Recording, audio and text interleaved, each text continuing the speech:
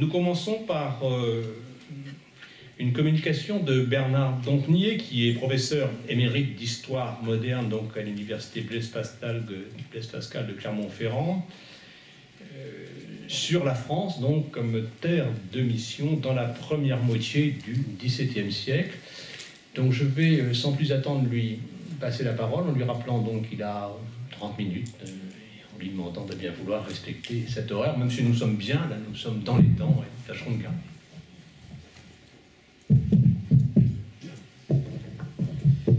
Merci beaucoup. Donc la France, terre de mission. Dans l'histoire du christianisme en France, la première moitié du XVIIe siècle est ordinairement tenue pour une période de particulière vitalité du catholicisme. De fait, on le sait tous, les figures de proue de cette époque sont nombreuses. On pourrait en dresser une très longue liste: Bérulle, Ollier, Vincent de Paul, Jean-François Régis, Louise de Marillac, Marie de l'Incarnation, Guyard. Et puis on pourrait en ajouter d'autres, Jean-Joseph Surin, aux frontières du royaume, François de Sales, Jeanne de Chantal, française, partie en Savoie, qui reviendra à la fin de sa vie. Autant de personnalités de premier plan qui ont été portées pour certaines sur les autels, puisque cette question semble sensible, et qui, par leurs écrits, par leurs activités, illustrent un renouveau qui est indissociablement, et c'est l'aspect qui me paraît important, indissociablement apostolique et spirituel. Suffisamment exceptionnel pour que cette période soit très souvent désignée comme le siècle des saints, selon une formule dont l'origine remonte à l'un des personnages que l'on aurait pu citer parmi ces personnages marquants, Charles de Condren, second supérieur de l'Oratoire de France. De cette période, l'historiographie a plus particulièrement retenu certains aspects. Tout d'abord, la richesse de la production en matière de littérature spirituelle, à laquelle Henri Brémond a consacré la somme qu'est son histoire littéraire du sentiment religieux. Deuxième caractère, l'essor des ordres religieux, hommes et femmes, qui se traduit tant par la multiplication de leurs implantations que par la croissance de leurs effectifs. On pense ici aux jésuites, aux capucins, aux récollets, aux visitandines, aux ursulines, aux filles de la charité, etc. Troisième caractère, le développement, souvent en lien avec ces ordres, des activités d'enseignement d'une part, les collèges, et d'assistance d'autre part, assistance des pauvres, notamment, on pense ici aux filles de la charité. Dernier caractère que l'on souligne souvent, la naissance d'un nombre assez important de congrégations de prêtres séculiers, l'Oratoire de France avec Bérulle, les Lazaristes, Saint-Sulpice, la congrégation de Jésus et Marie de Jean-Eudes. Les activités missionnaires en France, des ordres et des congrégations, sans être ignorées, sont assez souvent considérées comme secondes. Je vous en donne deux exemples. Quand on parle des jésuites, on parle plus volontiers de leur collège que de leur mission, alors que dans la première moitié du XVIIe, ils sont au moins aussi actifs, je dis bien dans la première moitié du XVIIe, aussi actifs dans les missions que dans les collèges. Et de Vincent de Paul, fondateur de la congrégation dite de la mission, les Lazaristes, on retient surtout dans l'imaginaire commun l'apôtre de la charité, et on gomme un peu cet aspect strictement missionnaire. L'apostolat missionnaire semble, dans l'historiographie la plus courante, je ne dis pas chez les spécialistes, mais dans l'historiographie la plus courante, associé seulement à quelques grandes figures, quelques personnalités qui se seraient totalement dédiées à cet apostolat, mais qui seraient, vous voyez, un peu marginales, en quelque sorte, par rapport à ce mouvement d'ensemble.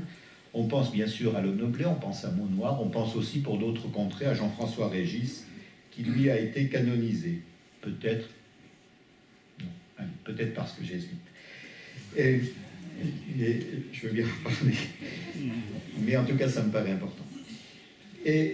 Or, il faut bien considérer que la pratique de la mission est une pratique partagée par un très grand nombre d'ecclésiastiques, tant réguliers que séculiers. Et si elle a moins marqué l'historiographie, la pratique de la mission, c'est d'abord parce que la mission est un phénomène extraordinairement éphémère, c'est quelques semaines de présence dans une localité d'un groupe de prêtres, et que d'autre part, par ce fait même, elle a laissé relativement peu d'archives.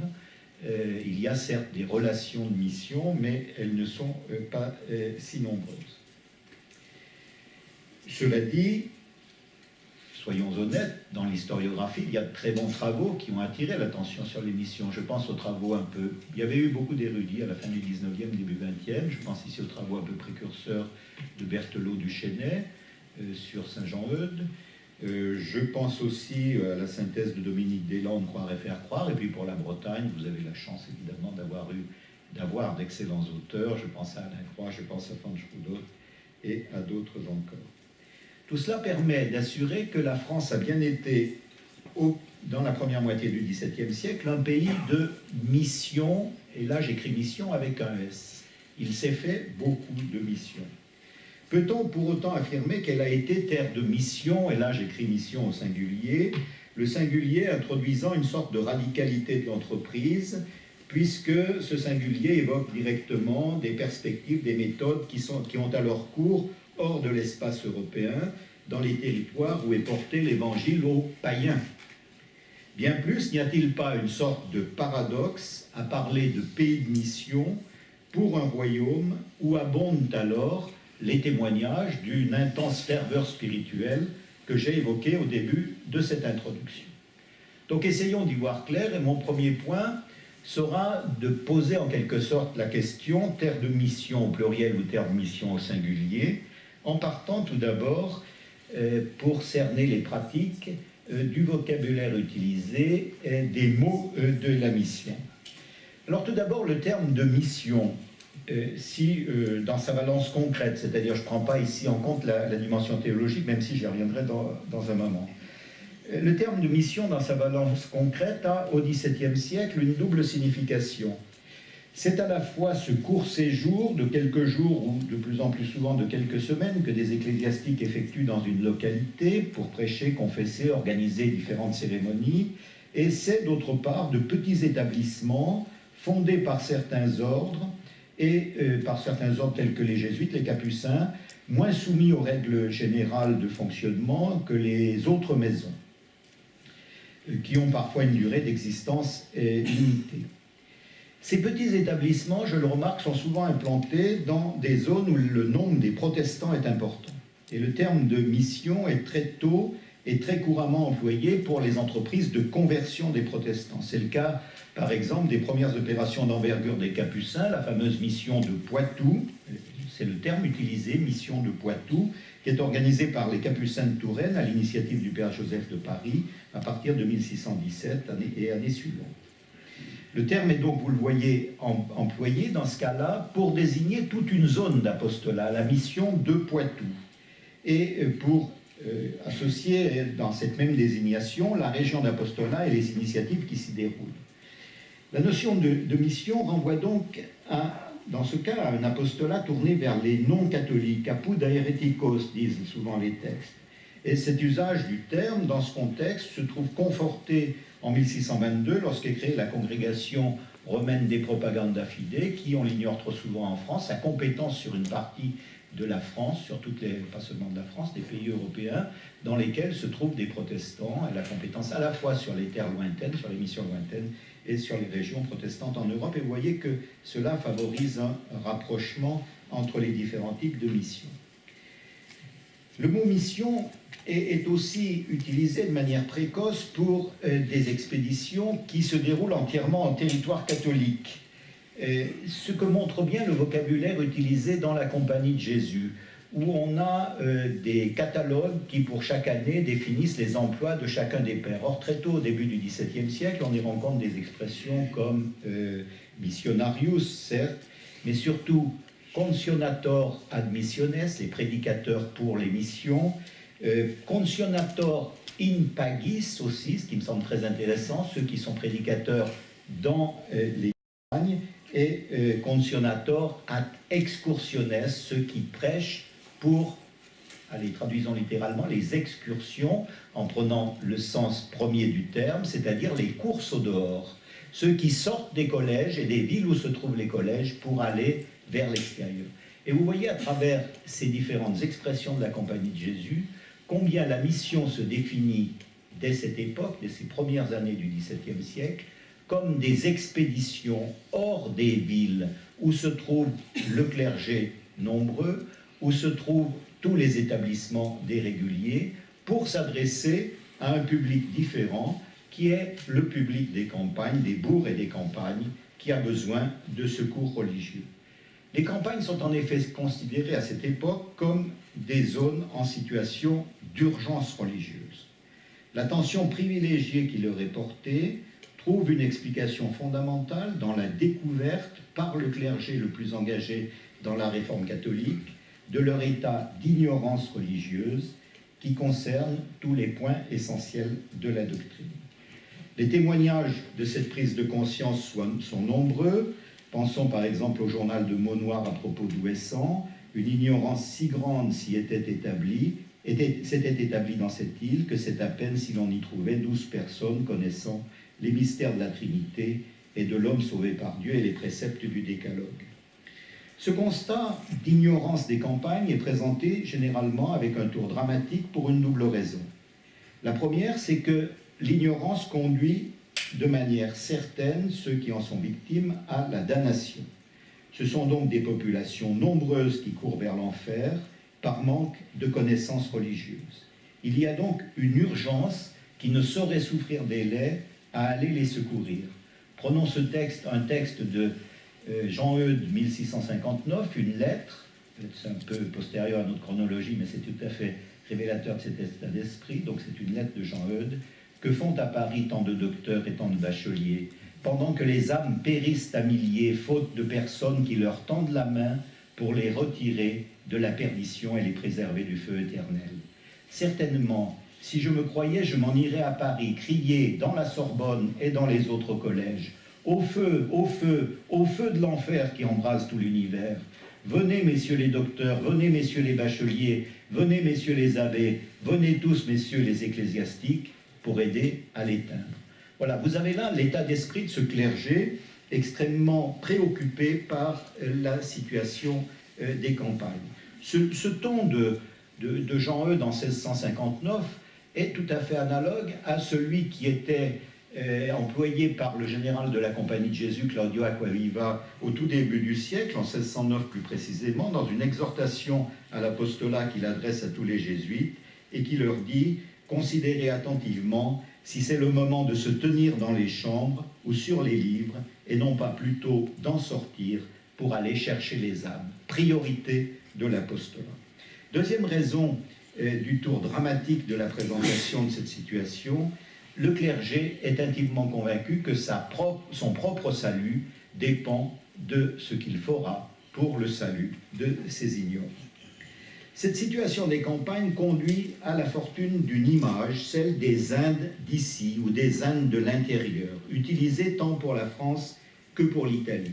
Les jésuites en sont les premiers utilisateurs. On la trouve dans de nombreuses lettres du général adressées à des pères. Mais je crois que la présence des pères de la compagnie sur tous les domaines d'apostolat favorise l'émergence de cette comparaison entre les paysans d'ici et les sauvages de là-bas, mais il ne faut pas négliger pour autant que l'usage de cette image a une fonction précise dans la correspondance du général. Il s'agit d'attirer vers les campagnes les trop nombreuses vocations pour les missions lointaines. Tous les jésuites, ou une grande partie d'entre eux, rêvent de mourir en martyrs sous les coups des sauvages. Or, le général leur dit, il y a aussi du travail ici. Je cite une lettre de 1642 au père Druyette, qui voulait partir. Vous avez en France la Chine et l'Inde, et des missions très fécondes en fruits éternels. Ne cherchez pas si loin ce que vous avez à la portée du regard et de la main, les Pyrénées, les Cévennes, le Vivarais, la vallée du Pragelas et autres lieux, qu'il est trop long d'énumérer. Bien que promise à une belle fortune, donc chez les auteurs du temps et dans l'historiographie, cette image des Indes de l'intérieur mérite donc d'être maniée avec précaution. Et je voudrais donc aborder cette question, qu'est-ce que christianiser les campagnes à cette époque? Qu'est-ce que ça veut dire? Je cite Gauchet, la biographie de Monoir, c'était en quelque sorte y établir la foi que d'y enseigner la doctrine chrétienne. On peut, sur la base du discours missionnaire, considérer que le christianisme n'avait pas vraiment pénétré les campagnes, ou du moins qu'il ne s'agissait que d'un vernis superficiel sur fond de mentalité pré-chrétienne faite de conceptions et de pratiques magiques. En réalité, les réalités sont sans doute plus complexes. Il est certain que dans un certain nombre de régions, la période des guerres de religion a été marquée par des destructions d'édifices de culte et par une raréfaction du clergé. Par ailleurs, le clergé présent a une formation souvent très insuffisante et ses prêtres sont souvent eux-mêmes ignorants. On sait que l'origine de la vocation missionnaire de Vincent de Paul, c'est d'avoir rencontré sur les terres des Gondis où il se trouvait des prêtres qui ne connaissaient pas la formule de l'absolution. Il y a donc l'idée d'un abandon des populations et cet abandon est vu comme la cause principale de la diffusion du protestantisme. Mais cette situation, même si elle a pu connaître une aggravation au XVIe siècle, n'est pas radicalement nouvelle. Ce qui change le plus à l'orée du XVIIe siècle, c'est le regard porté par un certain nombre de clercs sur cette situation. Tout d'abord, le renouveau spirituel de la fin du Moyen-Âge et surtout les orientations adoptées par le Concile de Trente apportent une transformation fondamentale de la conception de ce que nous appellerons l'être chrétien. L'affirmation d'une absolue responsabilité individuelle dans l'acquisition du salut place au cœur de la vie chrétienne la capacité à évaluer chacun des actes de la vie quotidienne, dont aucun n'est indifférent au moment du jugement de Dieu, et donc met aussi au centre du christianisme l'instruction religieuse. Le catéchisme devient, selon une formule du temps, une formule du XVIIe siècle, la science nécessaire à salut. Il faut savoir la doctrine pour pouvoir être sauvé. Il n'y a pas d'autre chemin. Or, il faut le souligner, il faut y insister, c'est là une rupture fondamentale par rapport à un christianisme de participation à la vie de l'Église, aux pratiques collectives, et à un christianisme de protection contre tous les malheurs. Il est donc nécessaire de bien prendre en compte que ce qui change, c'est d'abord la norme et que s'opère une mutation de l'ordre, on pourrait dire, du paradigme. Le constat négatif sur l'état religieux des campagnes est surtout manière de souligner l'ampleur de la tâche que se proposent les missionnaires. En parallèle à cette première mutation, s'en produit une seconde, celle de la conception du statut et du rôle du prêtre. L'Église s'installe désormais comme unique médiatrice de l'au-delà, d'où l'importance de la lutte qu'elle mène contre la superstition, la sorcellerie, la magie, et le prêtre est installé à partir de Trente surtout comme un être à part, médiateur entre Dieu et les hommes, chargé de les conduire vers le salut. Et là, la mission au sens le plus pratique du terme rejoint la mission au sens le plus théologique du terme. Le prêtre est envoyé auprès des hommes pour faire leur salut. Le fidèle moyen est un être, je dirais, qui subit l'enseignement, qui ensuite doit prendre conscience de son péché et doit évoluer, mais il est d'abord objet d'un enseignement. Et cela correspond tout à fait à cette vision très hiérarchique de l'Église qui est développée à partir du Concile de Trente. À partir de là, la mission devient un laboratoire de la pastorale. C'est le deuxième point que je voudrais aborder. Un laboratoire où on enseigne la doctrine. C'est la première tâche que s'assignent les missionnaires, on l'a vu, il faut le souligner. Les missionnaires passent énormément de temps à enseigner le catéchisme, des séances quotidiennes, par classe d'âge, etc. À propos de cet enseignement du catéchisme, comme je n'ai pas l'intention de tout raconter, je voudrais pointer quelques questions. 3 points essentiellement.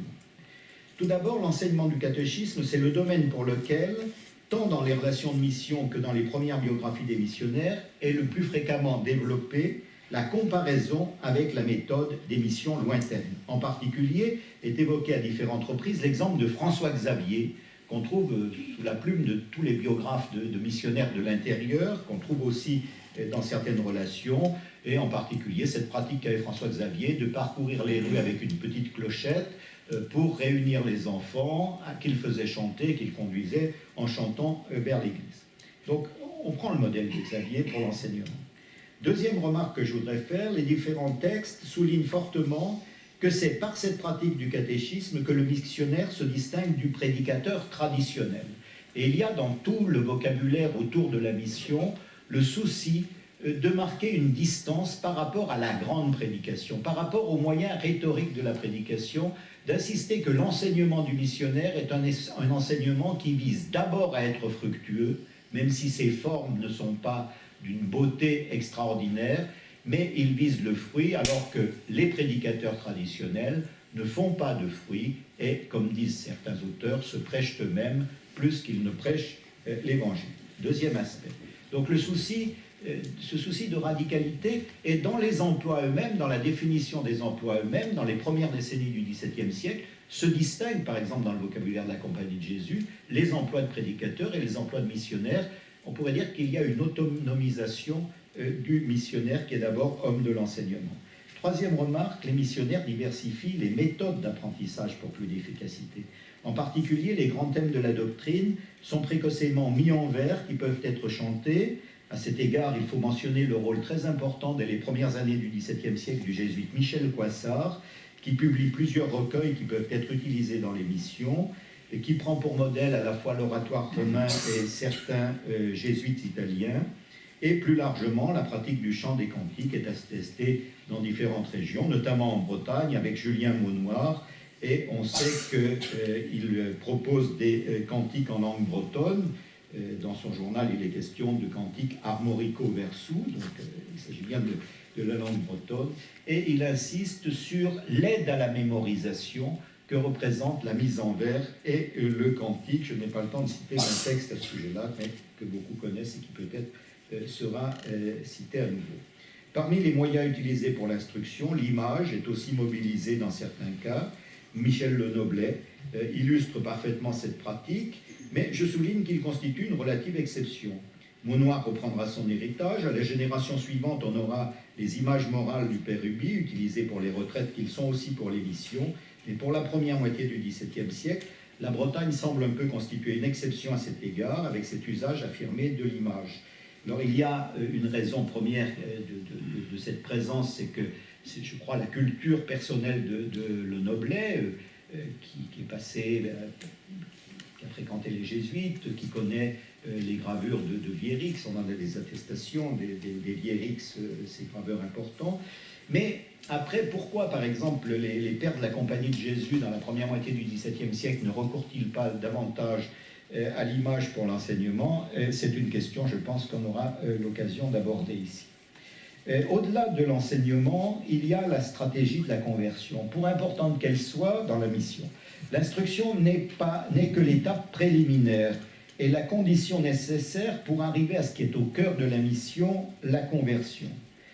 La conversion qui est un mot à considérer dans un sens particulièrement fort dans le discours missionnaire. Il s'agit de conduire les fidèles à une complète transformation de leur vie en leur faisant prendre conscience de leur situation de péché.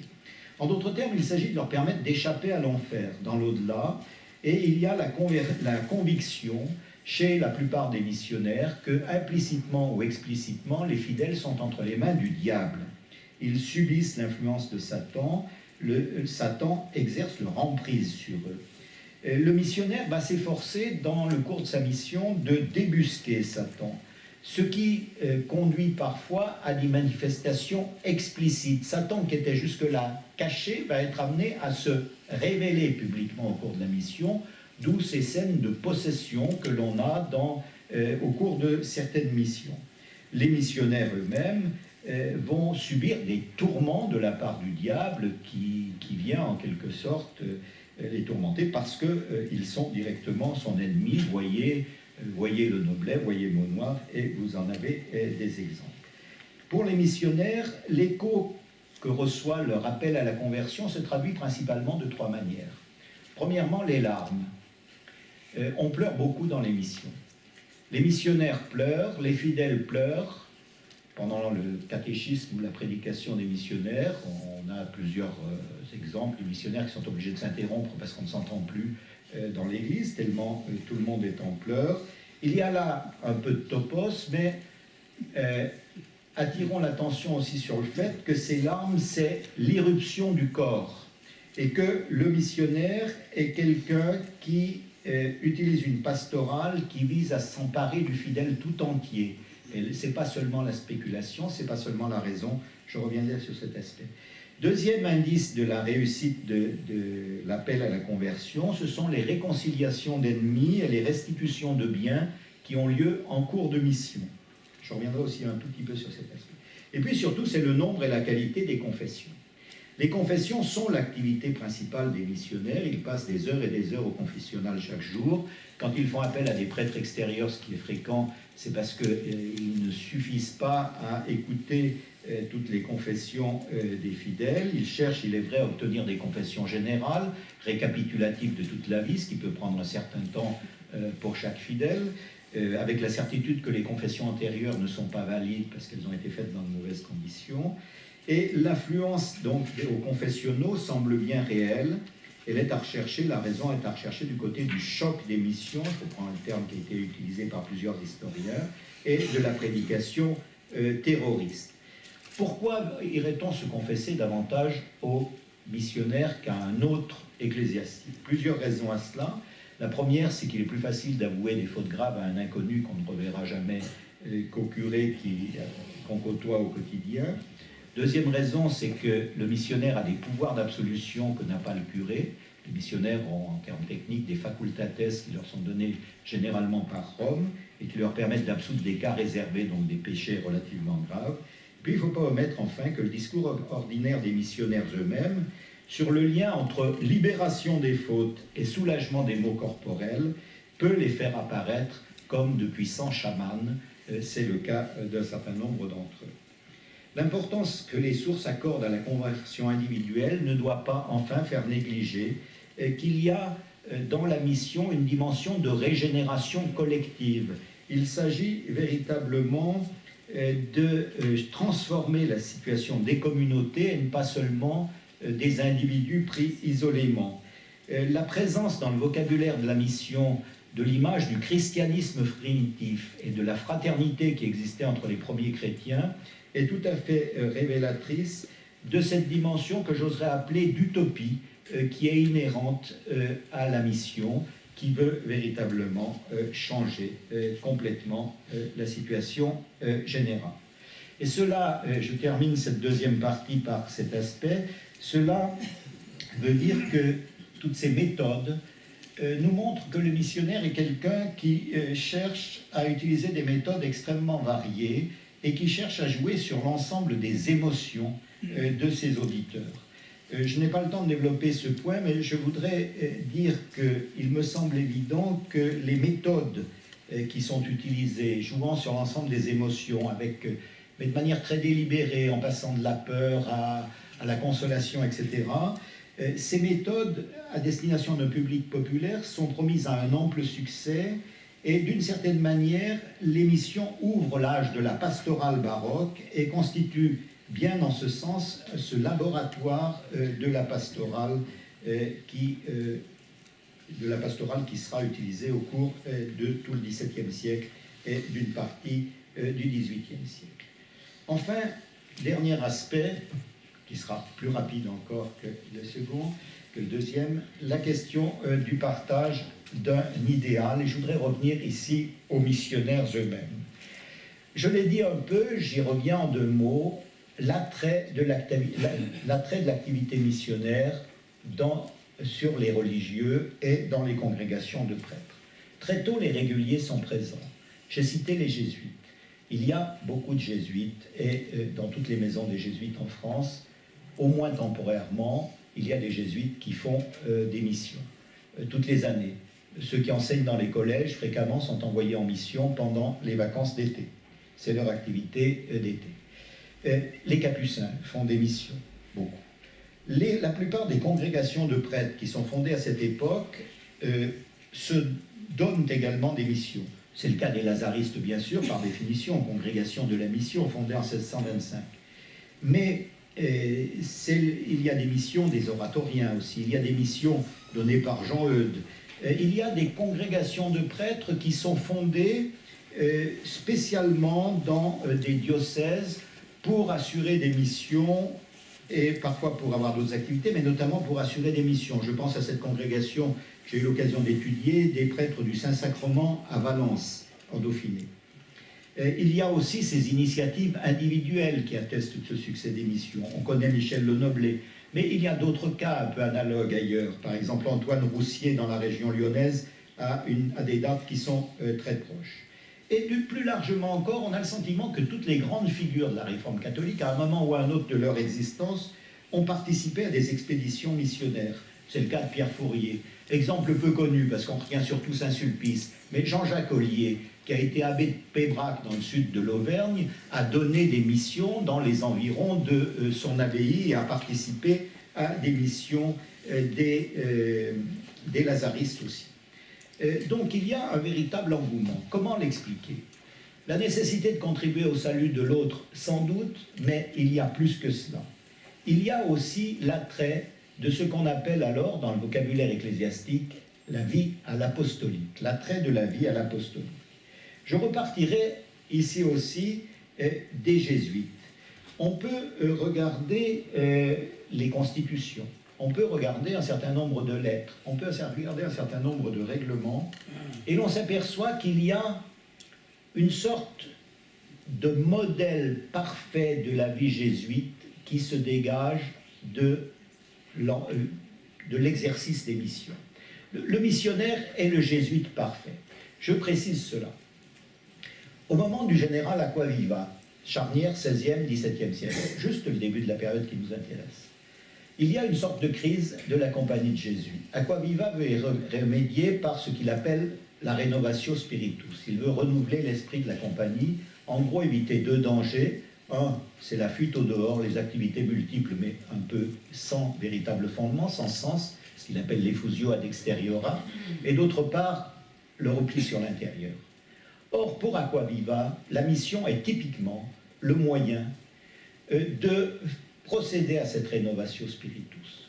Parce que le missionnaire est quelqu'un qui va aller vers l'extérieur tout en cultivant le sens propre de la Compagnie, la vocation propre de la Compagnie. Et il est typique que Acquaviva publie plusieurs textes qui vont dans ce sens-là. Alors en quoi le missionnaire renoue-t-il avec l'origine de la Compagnie? Par deux caractères. Le premier, c'est l'itinérance. Le missionnaire, c'est celui qui part sur les routes, qui va obéir aux ordres de la Providence, qui est celui qui est parfaitement indifférent au lieu, ce qui est une qualité majeure du jésuite.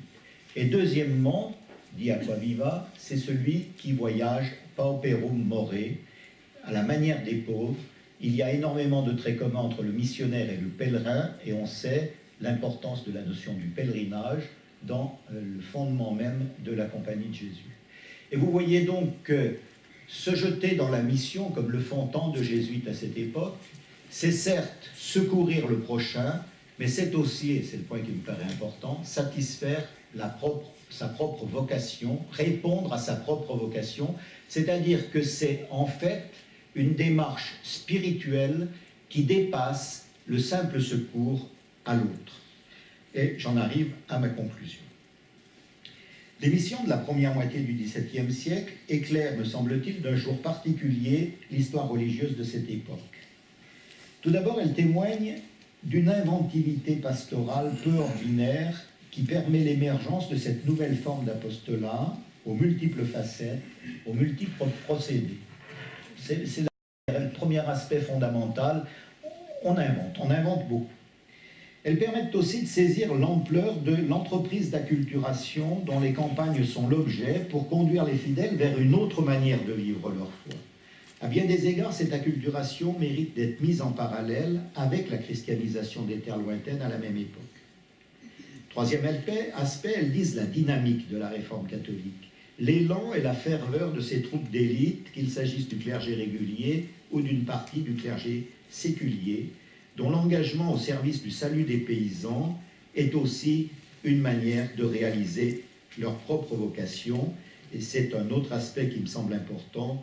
La mission est une manière de répondre à des idéaux spirituels. Elle est peut-être surtout accomplissement de la vocation, plus que contribution au salut de l'autre. Les missions, enfin, constituent le terrain d'expérimentation de procédés qui, progressivement perfectionnés par emprunt entre groupes de missionnaires et terrains d'apostolat, dessinent les lignes de force de la pastorale, d'une pastorale de l'émotion et de la sensibilité qui s'affirme à l'âge baroque. Et l'on ne doit pas minimiser la technicité des méthodes employées pour prendre le contrôle des émotions individuelles et collectives des fidèles. Et là, je pèse mes mots, je dis bien prendre le contrôle des émotions individuelles et collectives.